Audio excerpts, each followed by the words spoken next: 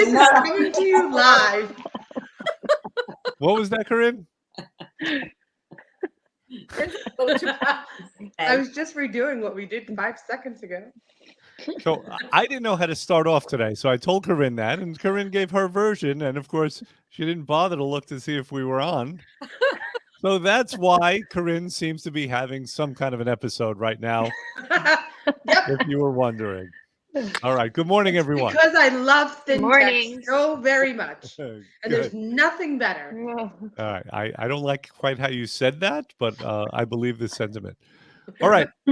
Jackie's trying to sign on right now. She's having little tech issues. That is par for the course. Today is Monday. It is the 9th of May.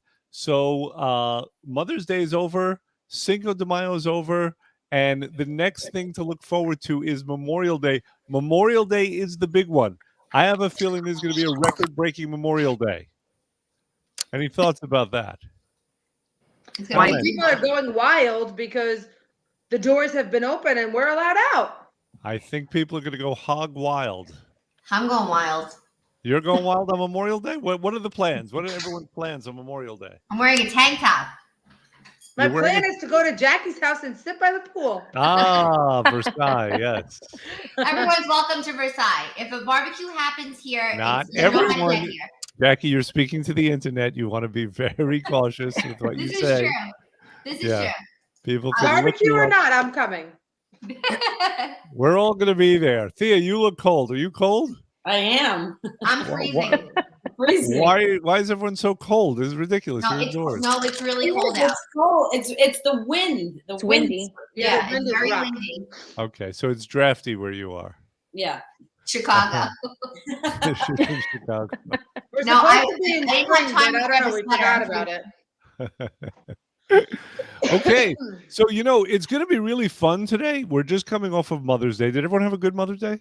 Mm-hmm. Yes, very nice. Very nice. You did. Awesome. Okay, we're just coming off of that, and we had a topic that we were going to talk about, but I came up with a better idea. So we're going to be talking about families today. We're going to be talking about mothers. We're going to be talking about, well, I don't even know, but you'll see. You guys know because I actually gave you a hint. Hey, welcome everyone who's joining us. I want everyone to join in today. I'm going to be asking a series of important, life-changing questions. I'm really nervous. Right, so I'm hyping this up now. Me too. But I do want everyone to answer because, again, this can change your life. My staff is nervous. That is always a good sign. I like them to be on the edge of their seats, and they're ready to go. So let us start off first. What are we starting off with? A testimonial? Oh, crud. No. I have one. Oh, good. Yes, we are. You see, we call this redundancy. In the business world, you always want to have redundant systems. So we call this redundancy.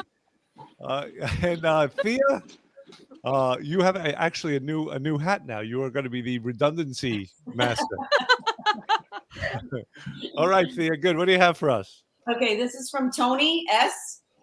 And he said, I came here with the intention of getting my life back, and with the help of the staff and Dr. R, I have achieved that goal.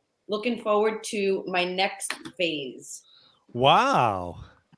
He got his life back. Now, without saying too much, of course, nobody knows who we're speaking about. Did he say more about what he means by that? Yeah. Well, I noticed that he is, from when he first came in to how he is now, he's a much happier and positive person from when he first walked through the door. Yeah. Awesome. Is this Tony with an S? Tony Yes. with an S. I Yeah. know who this is. Yeah. Yes. Yes, We all know who it is. Yeah, he's he's one of those clients that unfortunately always has a lot going on. That's never a lot. As much as things are good, there's always something really negative going on. But he feels that the program is what pushes him through, and he always praises the support of his wife and family. Got it. It's kind of a rock for him, the program, Yeah. isn't it? It's a one area of stability, something he can control and achieve on when everything else in his life is random and crazy. Mm-hmm. Jen, what were you going to say?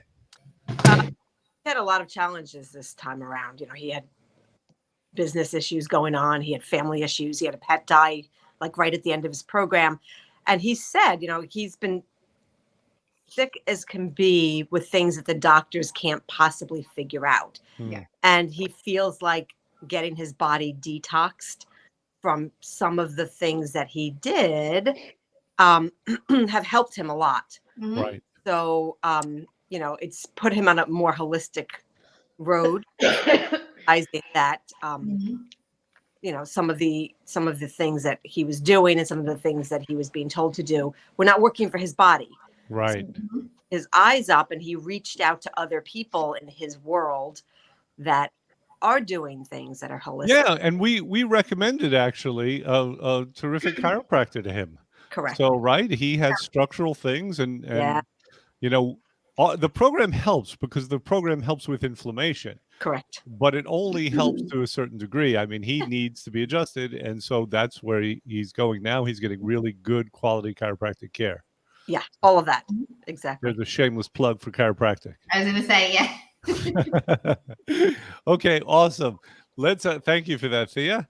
And Thank you. let's move on then. Jack, do we have a delicious recipe for today? You sent something. Let me just say this. You sent an email and I was CC'd on it, and it had a bunch of recipes on it. Mhm. And it just one after the other, they all looked fantastic.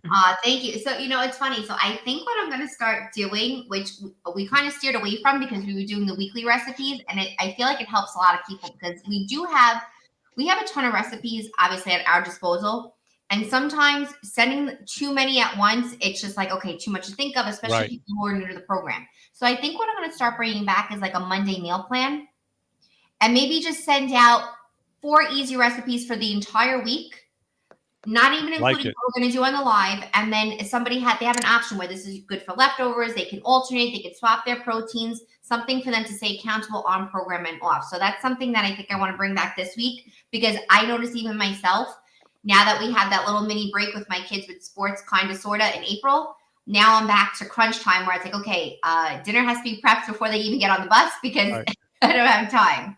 So Well, let me speak to that for a minute, Jackie, because there's one thing that I've learned doing this over the years, and that's we don't want people to think too much.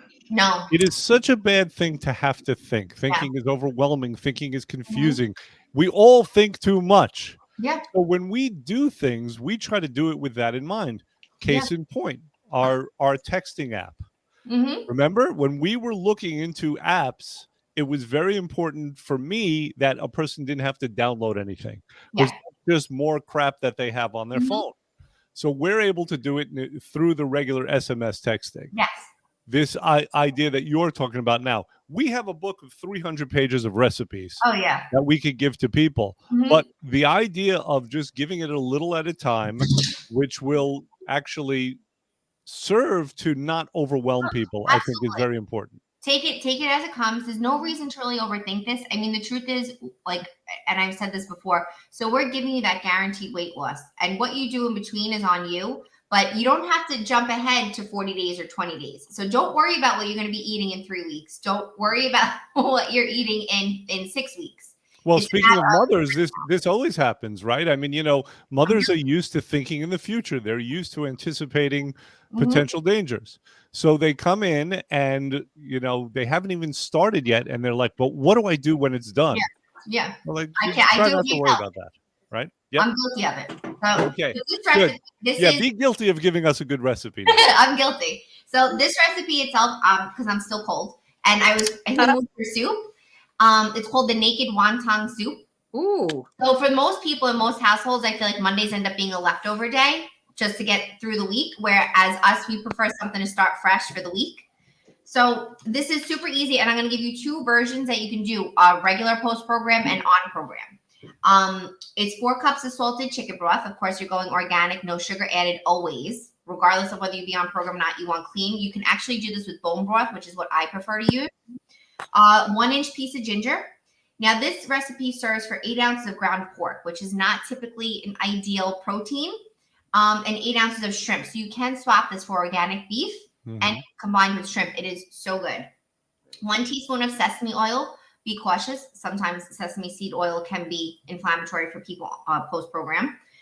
4 cloves of garlic and 2 green onions chopped up.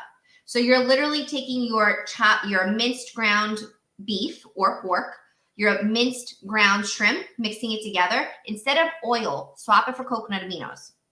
Ooh. Okay, you're going to do the equivalent. So it's 1 teaspoon to 1 teaspoon. Okay, so you're going to do 1 teaspoon of sesame oil, 4 cloves of garlic. I doubled the garlic, of course, as always. Everybody knows at this point that I quadruple whatever the garlic recipe is. And then you wonder why people don't want to be near you, Jack. This is why I work home alone, because nobody wants to smell me. But there are no evil spirits, though. Nobody. The one inch piece of ginger, you're going to mince that really, really small. You can also already buy this done. You're going to simmer in a pot the chicken broth with the ginger, the garlic. Simmer it for 10 to 15 minutes in a food processor. Grind everything up. Make little mini meatballs. Preheat your oven to 400. Bake them for 20 minutes. Remove the garlic from your. Wait. I'm going to stop you now because we were talking about making things simple, and I feel like this recipe is getting complicated. Okay. Why don't you just throw it in the damn crock pot, put it on, go about your business, and that's it. You can put this in the crock pot. 2 reasons why I don't suggest doing this in the crock pot. Unless Tastes gross? No. Okay, so without me laughing because I'm a child, you want the balls to be browned. You know what I mean? It gives it more flavor. Okay, so you're afraid that it's going to lose its shape. Yeah, well, it's going to get like, I don't know, like mushy, you want mushy. Yeah, so I feel like everything doesn't have to be cooked in a crock pot. Done. That's why. Some people need it, but what you make these into the meatballs, take them on parchment paper, and then just take them out and put them into your boiled the liquid. So it's really not hard. It actually and it freezes really well because you could freeze the meatball. I want to call it a meatball, but the wonton separate. So it's really not bad. It's actually a lot easier than you think. Okay. Let me just speak to the men out there. All right. There's only 3 things that you need to know. And it's this: crock pot, air fryer, and stick blender. I think you should take everything that you just said, put it in the crock pot, and then take the stick blender and just blend it all together into a nice, mushy, gooey consistency. I think that's gross. It'll go down really easily. It'll be like baby formula. Well, listen, I'm gonna dumb it down a little bit for anybody who needs to. So you're just gonna take the chicken broth, and for those who have an issue with anything that's too salty, add half of that in water. So just do 4 cups of the chicken broth, 2 cups of water added to it. It'll also dilute it a little bit for salt. Some people don't like that really salty taste.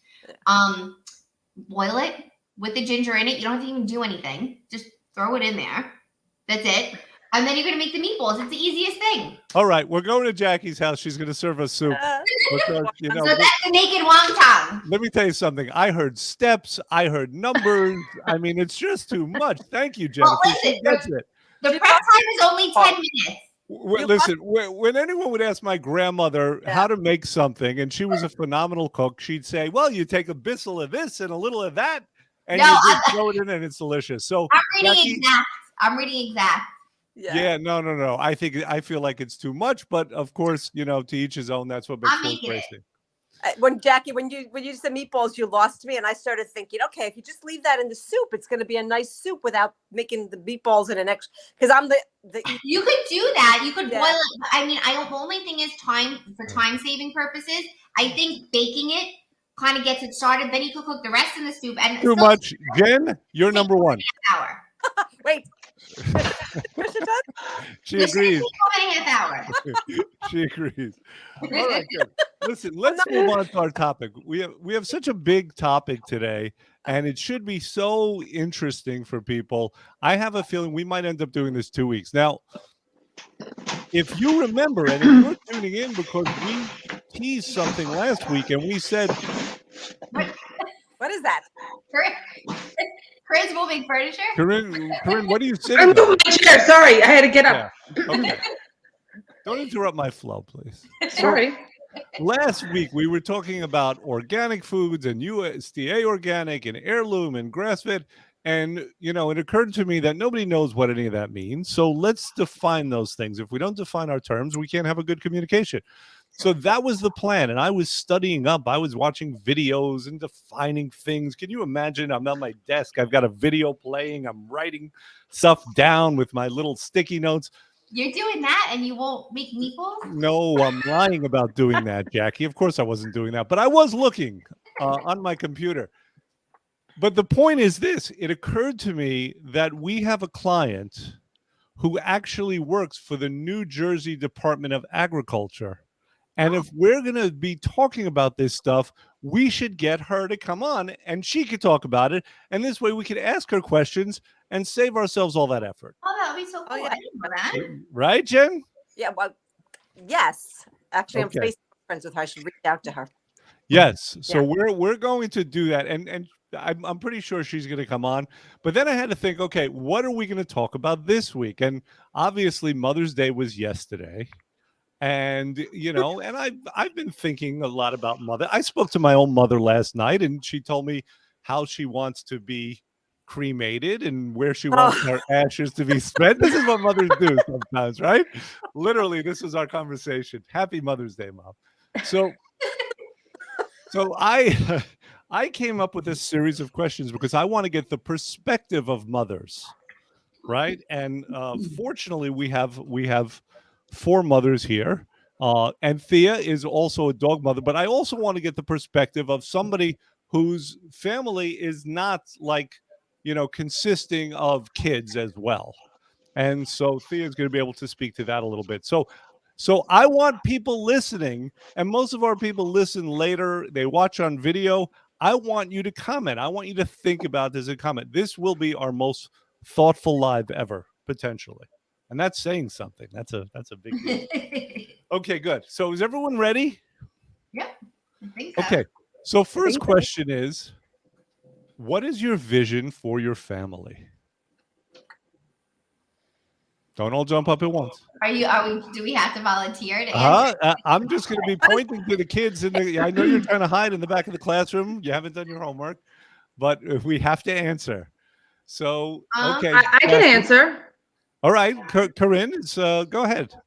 So the vision for my family is to, one, see my husband and I both be successful in raising 2 children by allowing them to be kind and sweet and caring human beings. And the thing I say to my children every day is lead with kindness. Always lead with kindness. If somebody needs help, if somebody's hurt, you stop, you ask them. And I want to know that my children are leading with kindness and they are doing their best every single day. Got it. That's nice. Now you mentioned you want to be successful. So just hold it because we're going to get back to that. Mm-hmm. All right. Okay, good. So Trish. So my vision for us would be to see them become, successful adults in the future and kind of keep with the same structure that we've instilled with them, family first, everything follows suit. And then to watch them raise their family the way that our parents, watching us raise them. So I think for me, seeing them become successful in the future and, everything we've put into them now follow through to adulthood.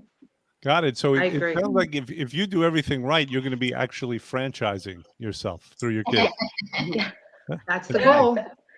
That's All right. it. Excellent. Jennifer, how about you? So I'm 2/3 of the way there. I'm in a little bit of a different position because I have 2 adult children and 1 teenager. So I'm in the thick of it with Trisha. I can say to every single one of you and everybody who's raising teenagers that keep your seatbelt buckled and it'll get better. So my vision for my kids, and I'm seeing it again in 2 of them, is for them to be productive members of society and to find something to do in life that they love so that it's never work. It's just fun a lot. And for them to forge healthy relationships with other people. Mm-hmm. Got it. Okay, awesome. Productive members of society. Productive. I want them to be able to give back to society as much as they take from society. Got it. You don't want non-productive. I don't want people on my kids on the dole, and I don't want you want them to be bums. In the old days, that's what they would say. They would just say, "Don't be a bum." Bumps on the law. Don't be bums. Yeah, don't be a bum. Don't be a bum. All right, Thea, how about you? What's your vision for your family? For my nephews. For your family, period. So we didn't define family. We can kind of do that briefly. The operating definition is going to be a group of people with some kind of relationship, obviously either genetically or through marriage, who kind of function as a unit. So that could include anyone. That could include aunts, uncles, children, dogs, crazy cousins, anything. I mean, it's a broad statement when you put it like in family. I asked abroad. Go Yeah. ahead. So it narrows it in a little bit more when you're talking about children, because but when you say Sure. family, it's a little bit broader. And I mean, if you're talking about my nephew specifically, it's a different story. My entire family, I guess it's basically the same thing. Just have respect, consideration for one another, and lead with your heart for your family. I mean, that's all I can say regarding family. But my nephews, they're teenagers, older teenagers, and one is 21, the other one is I think 17, and the other one is 13. So them, it's just health. To me, health comes first always, because if you don't have your health, you have nothing. So I'm always on them about their health and what they should take. And the older ones actually come to me and, ask me, Aunt Didi, what can I do for this? And I have a pimple here. What can I do for this? Yeah. So anyway, that's, I think for them, the kids, it's always their health. It comes first. Got it. Yeah. Okay, good. Jackie. Oh, I'm nervous. I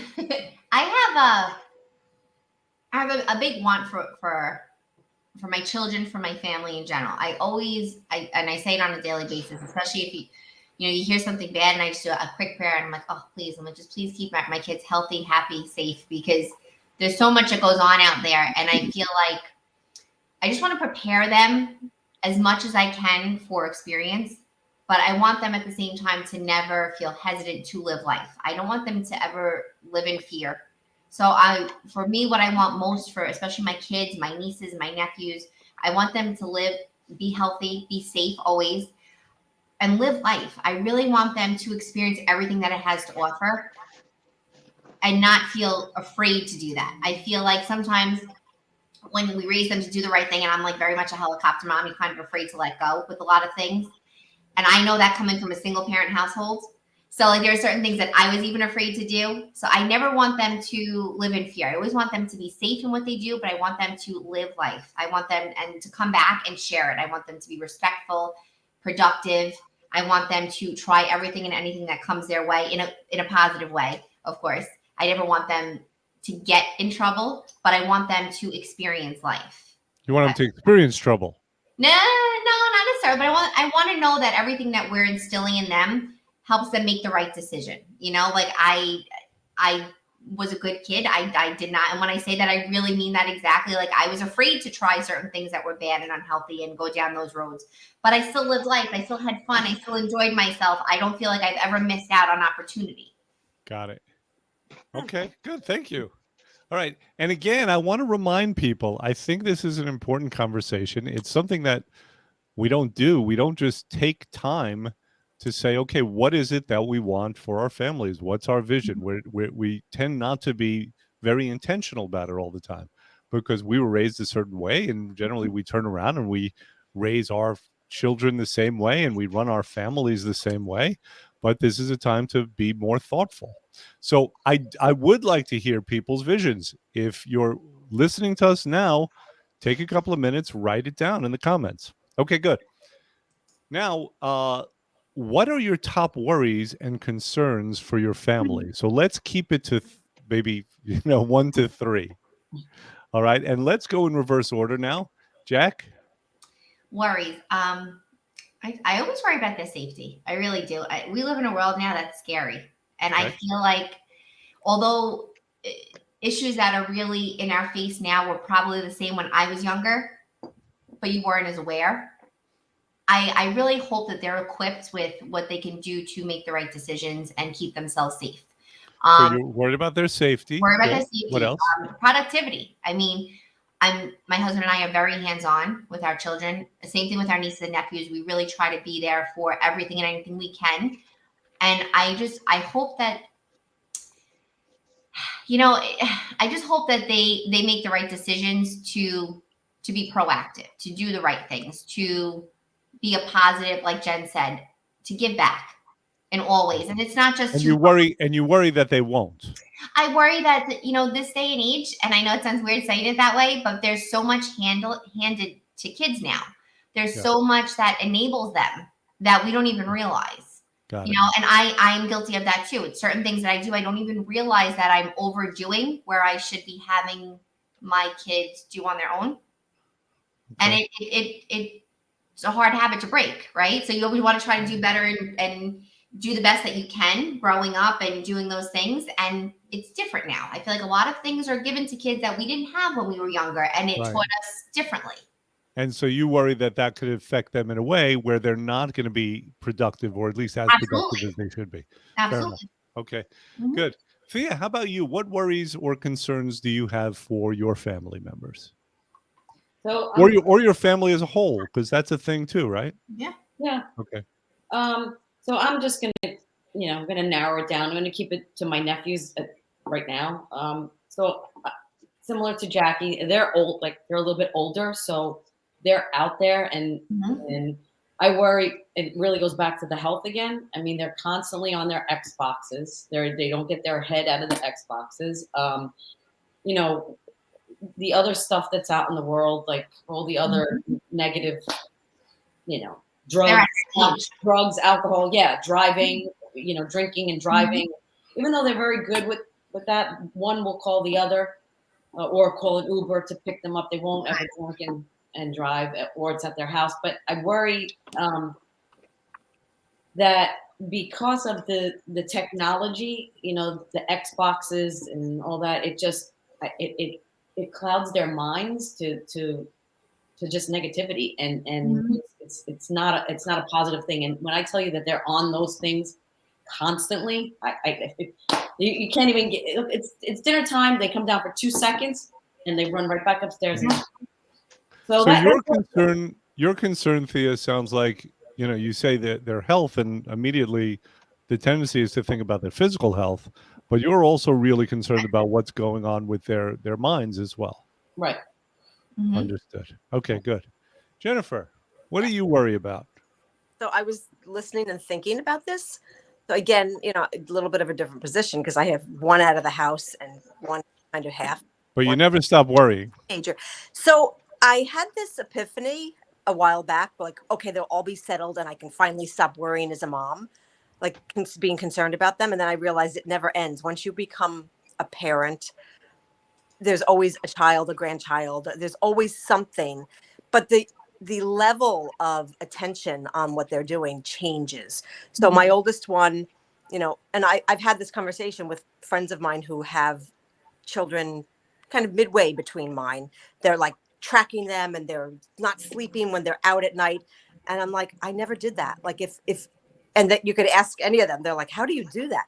Like my kids would go out and I would go to sleep because my philosophy was, God forbid anything happened, I would get a knock on the door. And I did the opposite of what my mother did. My mother would open the door up at 3:00 in the morning and say, where were you? I waited up for you. And my flip answer was, nobody asked you to. So I made up my mind that I was going to. Yeah. Oh, yeah. I would have gotten it. My mother never hit me, but I would have gotten it back in. I was 23, Jack. 23. Same thing. So them being out in the world doesn't concern you, it sounds like. What does? Every once in a while, I'll have like, there's something happens on the subway, and did my daughter take that subway? But it doesn't preoccupy me. I've actually kind of let that go.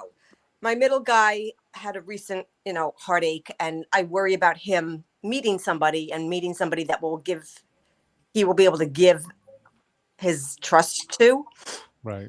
So they're different levels of worry, and they're different. Yeah. Worry or concern, because I'm not a worrier. It doesn't like, the youngest one, she's a teenager. So I'm trying to get her on a straight and narrow path, but I'm seeing the glimmers of her coming back out of the weeds. Good. So, you know, Well, I have another question that's related because we're all talking about individual family members. Sure. What are your concerns and worries about the family unit as a whole?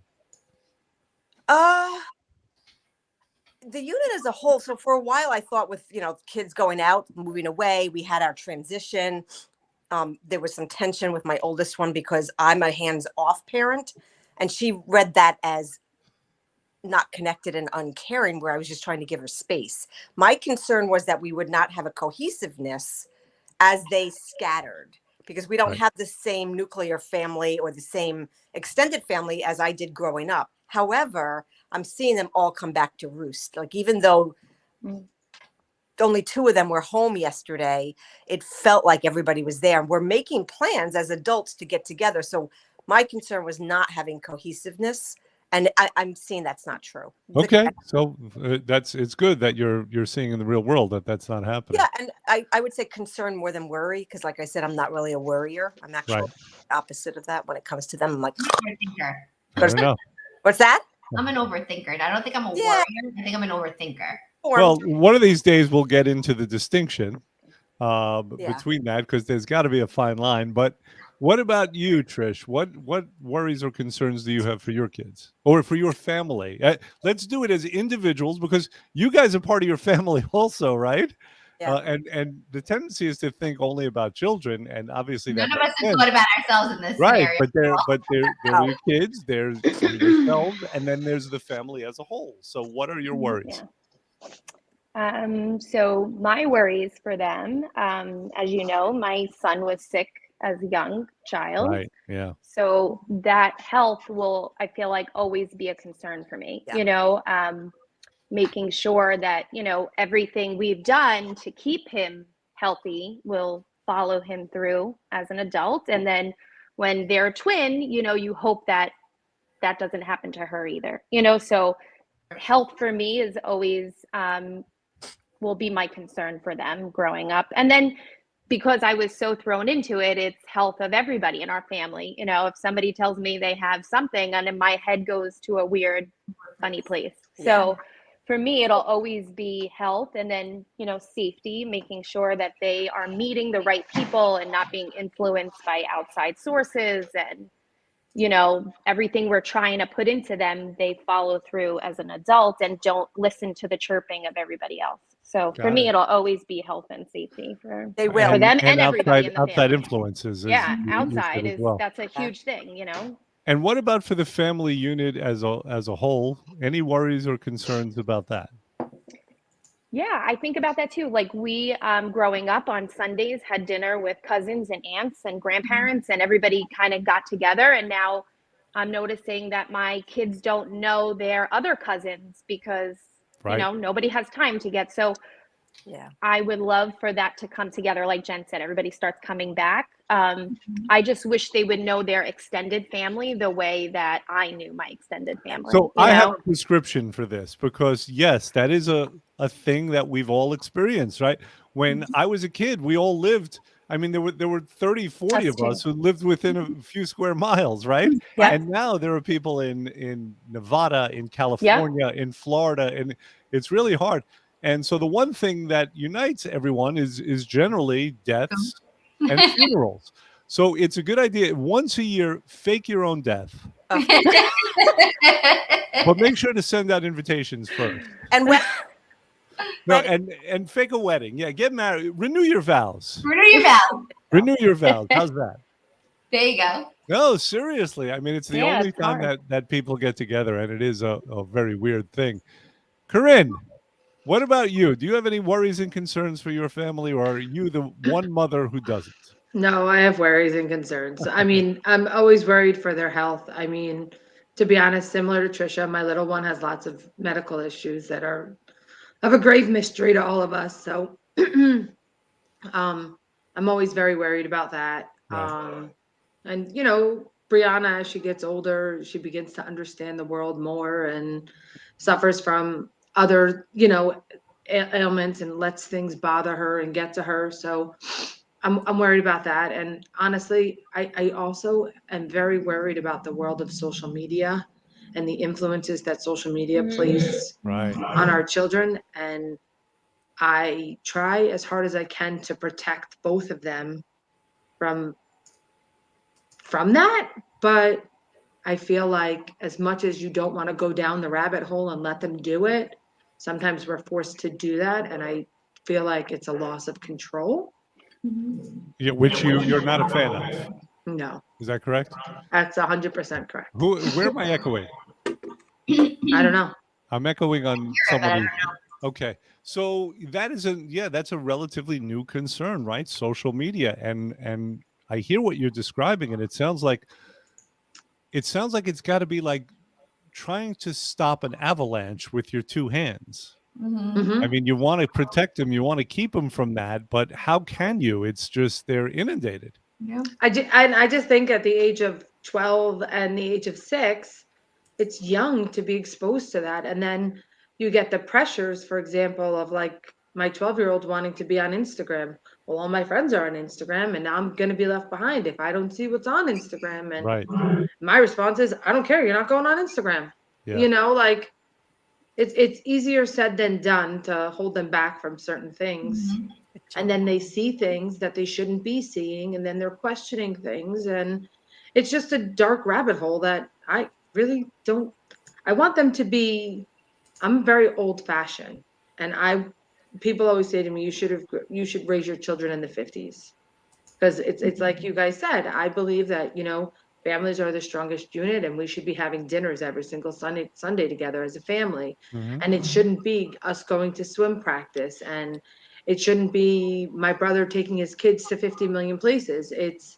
We should be a unit as a family, because God forbid I missed a Sunday meal. We were crucified as a family. You just didn't do that. And I hate the fact that our Me world too. has lost the importance of not just our family, but the Well, extended I would family. think It's so important. the idea is to, instead of hating it, is to create it as best you can within your family unit. Yeah. Question, everyone. So, yeah, no, I'm not going to ask that. I was going to ask the question: should we do one more question, or should we end it now? Because we're definitely talking about this next week. Yeah. We might be talking about the week after, because I have several more really poignant questions to ask. So I think we can still talk a few more minutes about this. You can't just leave on this note, right, Jen? yeah, I actually have to go, but I was listening to everybody, and again, I'm in a slightly different position because I've kind of completed on 2/3. First of all, I want you guys to think about the foundation that you're putting in, and you kind of have to have faith in the fact that you're putting in a good foundation for your kids. They always come back to the foundation, to the roots, and modeling what you want for them to see. So more than what you're saying, you're doing. And the influences out there are shitty. Excuse me, can I say that? I did. I'm sorry. But please know that behind your backs, when they're giving you grief, they're also saying to their friends, my mom didn't want me to do blah, blah, blah. She's right. And I've seen that with my own eyes times 2 kids. Well, generally, it doesn't happen until they're in their 20s, and it definitely happens once they have their own kids. It But doesn't. occasionally, as a child, it happens, right? Yeah, well, I had overheard some things. Actually, I think it was left up on purpose on the computer for me to see it. Yeah. The other thing is, I think I had the luxury of not being preoccupied with my older 2, because I have 2 split families, and I have a very unconventional situation, but it's traditional. And you guys need to have more trust in what you're doing, because it does come back.